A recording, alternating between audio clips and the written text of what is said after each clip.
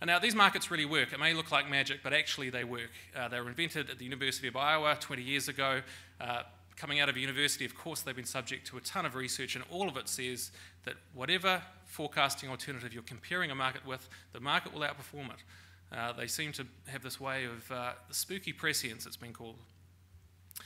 Now, prediction market is not a survey. It doesn't take 1,000 people to make them work. In fact, the magic number required is 7. Now, if you don't believe me, that number comes from a researcher called Vernon Smith, who in the 50s was the first to try lab experiments in economics.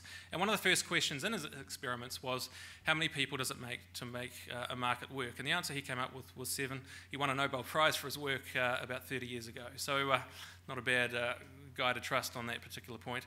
Markets are improved and not damaged by having uninformed traders. Uninformed traders, in effect, subsidize the participation of people who actually know what's going on. And therefore, and in doing so, you get more informed people by having these uninformed traders.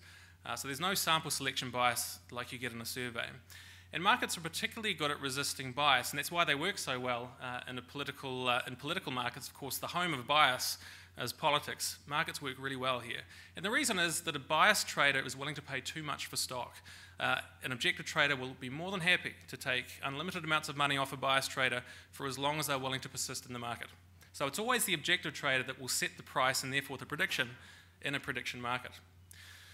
So let's talk about what we're looking at. We'd like to roll this technology out to large corporates and to government departments because basically we think the information problems they face are the most severe of all. The left hand does talk to the right hand in small business, but once you get beyond a certain size, we think prediction markets will be of special value. So what we're talking about is a private, standalone, full-service website provided on a full-service basis to clients.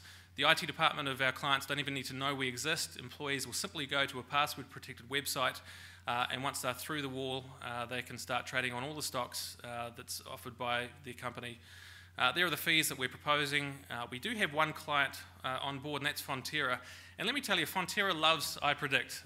They've been predicting future prices of butter, milk, and cheese with us for the last few months. We've significantly improved their forecasting accuracy, and we're expanding our relationship with them. So Fonterra is very happy with their prediction market.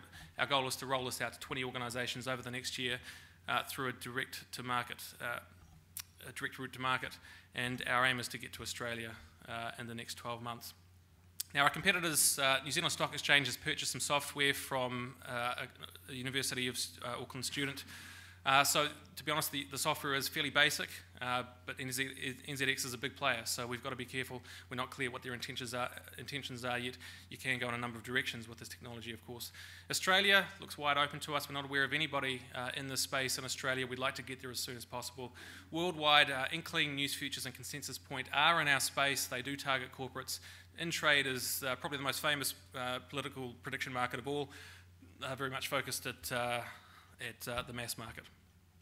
Just a bit of background, we are owned by Victoria University, 3/4 think tank Institute of Study and Competition and Regulation here in Wellington. We are based at the university. We have 2.5 staff at the moment. My background, for what it's worth, is in economics and finance. Left that whole world about 2 years ago to set up a website called My Tradesman. So between the finance and the website stuff, it was felt that could be useful here. I've been with iPredict for the last 18 months. So what we're looking for, investment of $500,000 to $1 million. What we're going to do with it is develop the code, incorporate suggestions and ideas from clients here in New Zealand as we bring them on board. And 6 to 12 months from now, we want to start rolling out in Australia and beyond. And the other thing we'd like is introductions. This is a disruptive technology in an established market, that market being forecasting and decision support. So we're coming in with this brand new technology, perhaps untried, perhaps unheard of before, but it does work, and we think introductions to decision makers in these large corporates and government departments is going to get us a long way into the game. Now, if you'd like to get in touch with me, there are my details, nice and big for the audience joining us from overseas.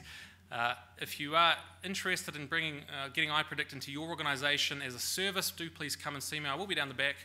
If you know somebody who you think may be interested in this service, come and see me. I'll be down the back. And if you think you'd like to either introduce us on an investment level or possibly to make an investment yourself, again, come and see me. Thank you very much.